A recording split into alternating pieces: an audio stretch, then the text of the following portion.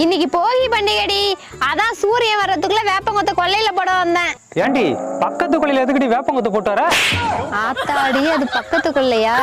யோ, இருட்டுல தெரியல. இன்னைக்கு என்ன ஸ்பெஷல்? இன்னைக்கு போகி பண்டிகைடா, கருவாட்டு குழம்பு தான் ஸ்பெஷல். அதான் வாங்கிட்டு வந்து வச்சிருக்கேன்.